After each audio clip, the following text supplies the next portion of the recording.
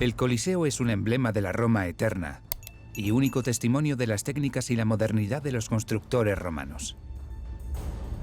Con su impresionante altura, de más de 50 metros, este monumento requirió 100.000 metros cuadrados de piedras blancas. El anfiteatro romano más grande creado en el siglo I después de Cristo bajo el mandato del emperador Vespasiano se sitúa aún en el centro de la ciudad.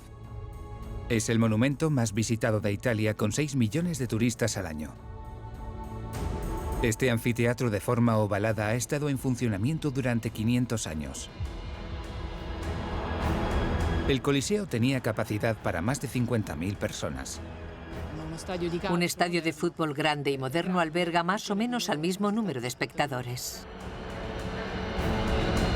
Construido para distraer al pueblo, el Coliseo fue un lugar de espectáculos para los romanos, del cual hoy vemos tan solo el 35%. Las columnas de la fachada son un auténtico catálogo de los 3 famosos estilos griegos: son dóricas, jónicas y corintias.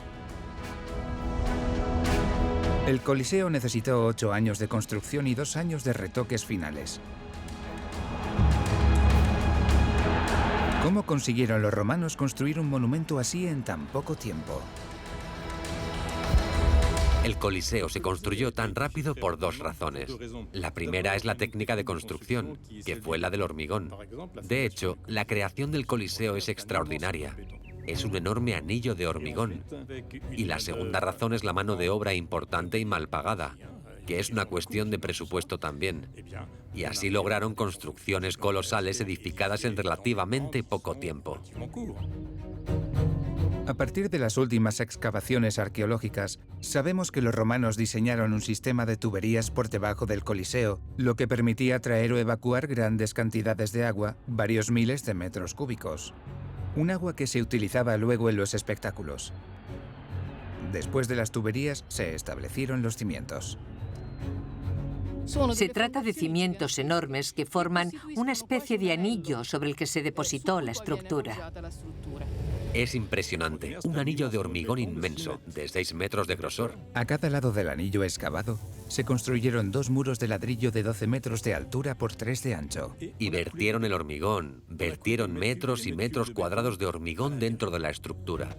Después, desde un eje que irradiaba desde el centro de la arena, se construyeron los pilares de piedra. Al igual que los griegos, los romanos utilizaban máquinas elevadoras para las construcciones grandes. El Tratado de Arquitectura de Vitruvio, un famoso arquitecto romano, nos ha revelado la capacidad de carga de estas máquinas. La mayoría de los textos se perdieron y el único tratado de arquitectura, el único trabajo serio que tenemos, es el de este arquitecto, Vitruvio. Todos esos conocimientos se resumieron ahí, y es el único texto que nos ha llegado a través del tiempo. Quizás no era el mejor escritor ni el mejor de los arquitectos, pero es el único que tenemos. ¿Cómo levantaban cargas de 1 tonelada?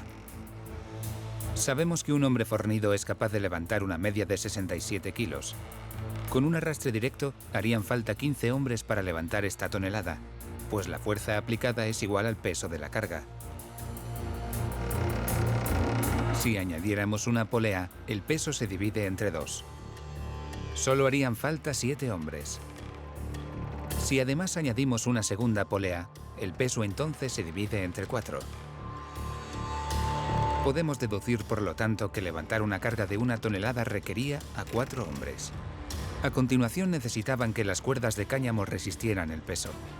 Vitruvio indicó que una cuerda de 4 centímetros podía soportar un peso de 2 toneladas. En la planta baja, 76 arcadas numeradas servían de entrada para los espectadores y las otras 4 estaban reservadas a la élite. En el piso superior hay 80 arcadas abovedadas, todas moldeadas e idénticas. Más de 50.000 espectadores asistían a los espectáculos. Los tickets eran unas fichas grabadas. Eso significa que cuando la gente llegaba al Coliseo, tenían una ficha con un número y se dirigían a una entrada, no a cualquiera de ellas. En esas fichas figuraba la arcada, la escalera de acceso, la fila de la grada y el asiento. Los romanos tuvieron 1 o 2 experiencias con revueltas o manifestaciones en el anfiteatro. Eran conscientes, además, de la necesidad de sacar rápido a la gente del edificio. Con su graderío, sus pasillos, sus escaleras y numerosas entradas, el Coliseo no tenía nada que envidiar a los estadios actuales, incluyendo la seguridad. Primero porque es un edificio construido sobre una estructura hueca. Así que tenemos todo un sistema de circulación grande, amplio y eficaz. Y eso significa que si había algún problema, podían evacuar a la gente de manera rápida y eficaz. No necesitaban más de 5 minutos para evacuar a todos los espectadores en caso de emergencia.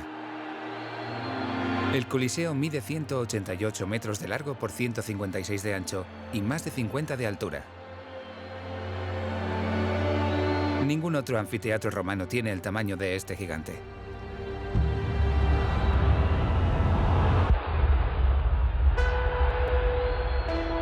Aquí crearon los romanos las bambalinas más grandes de Roma. Un complejo de galerías increíbles, con cientos de personas ocultas, ascensores, gladiadores y fieras que participaban en estos asombrosos espectáculos. Al pueblo le apasionaban estos espectáculos. Eran los más populares de la época, con, por supuesto, luchas y combates de gladiadores. Por la mañana se asistía a combates de hombres contra animales salvajes. Se luchaba contra leones, contra tigres, elefantes e incluso animales marinos.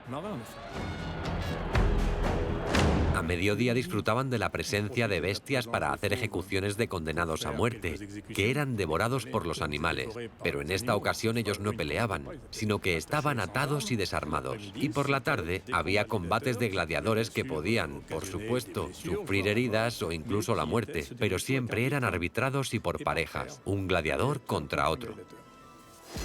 El espectáculo se desarrollaba en un escenario gigante de 86 metros de largo por 54 de ancho, con una elevación de 4 metros y medio. La parte subterránea del Coliseo la atravesaba un eje principal. Esta red de galerías, hoy en día visible, nos demuestra cuánto se parecía el Coliseo a un auténtico queso gruyère, formado por pasadizos y salas para depositar los materiales de mantenimiento. Contenían además los bastidores de los espectáculos. El suelo estaba cubierto por una capa de tierra de unos 20 centímetros de espesor. Contenía en algunas zonas unas plataformas móviles de madera que hacían aparecer desde escenarios subterráneos una gran cantidad de efectos. Hacer que surgieran animales de repente o gladiadores dejaba a los espectadores boquiabiertos. Esta maravilla fue posible gracias a los ascensores. En la parte subterránea del Coliseo, llamada hipogeo, se encontraban un sinfín de pasadizos y 28 montacargas para los animales. La jaula de madera medía 1,80 m por 1,40 m, por 1 metro de altura. Pesaba 500 kilos y podía soportar 300 de peso. Se alzaba a 7 metros de altura gracias a 8 hombres.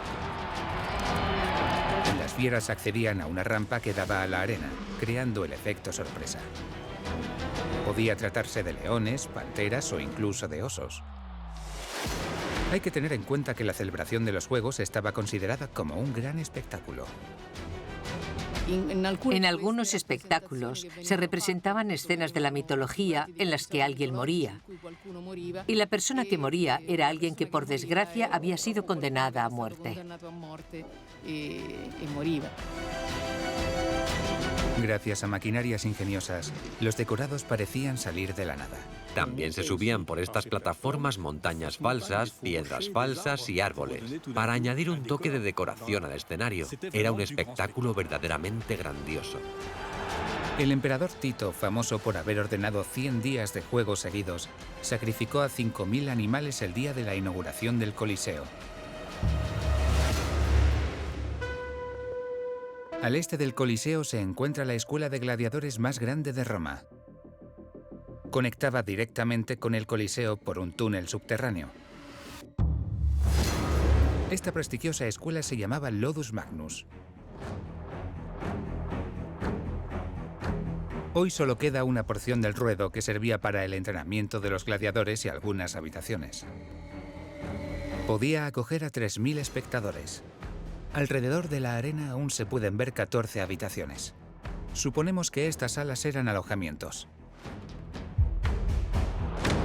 Los gladiadores eran esclavos u hombres libres contratados. Se trataba de un edificio rectangular de ladrillo de 100 metros de largo por 180 de ancho. Hay que pensar que asistir a los entrenamientos de los gladiadores era un privilegio. Estaban tan idolatrados como las estrellas de fútbol de la actualidad.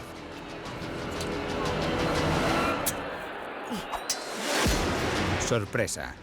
Se procuraba mantener el misterio, y gracias a este túnel los gladiadores de la escuela entraban en secreto a los bastidores del Coliseo.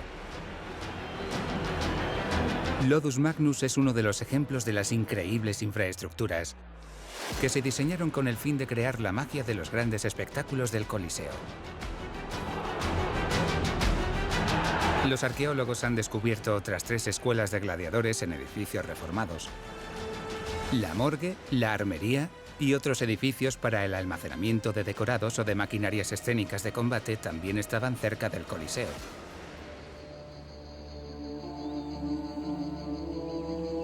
Los juegos duraban todo el día, desde el amanecer hasta el atardecer. Sin embargo, el verano en Roma es sofocante y la piedra blanca del Coliseo aumentaba la sensación térmica.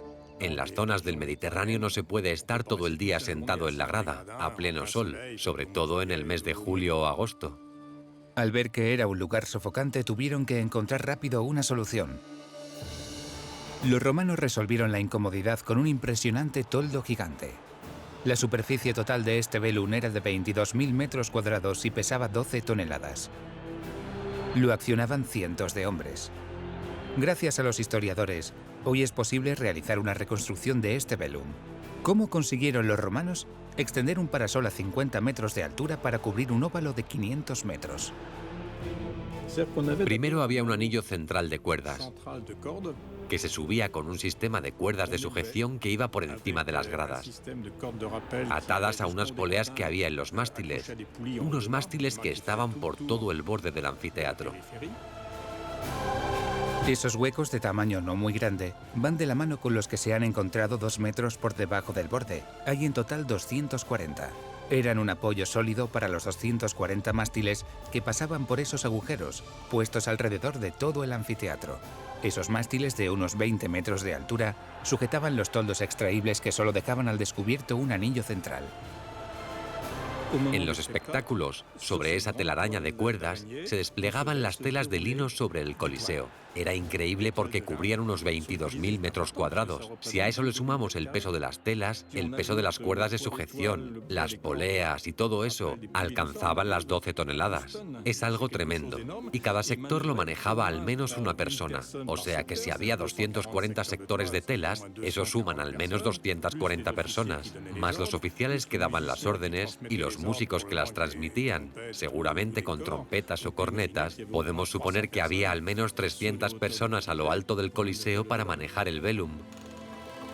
Las cuerdas estaban sujetas a cabestrantes ubicados en el exterior en unos postes de amarre. 5 postes siguen en pie hoy en día. Y los agujeros que tienen nos indican cómo estaban colocados los cabestrantes. Por lo tanto, había un equipo de marineros alojados en un cuartel cercano. Eran marineros enviados de Miseno, donde se encontraba la flota de Roma. Y ellos eran los encargados de manejar el toldo, este velum que debía abrirse o cerrarse según las necesidades. Era una auténtica organización militar, para que todas se desplegaran a la vez y se recogieran a la vez. Por eso, los marineros eran hombres perfectamente cualificados. Debían bajar las telas en cuestión de 3 o 4 minutos. Eran muy rápidos. Eran telas coloridas, tirando a rojo, pero creaba efectos de color en los espectadores, que eran partícipes del espectáculo. Nada era suficiente para demostrar el poder y la riqueza de Roma.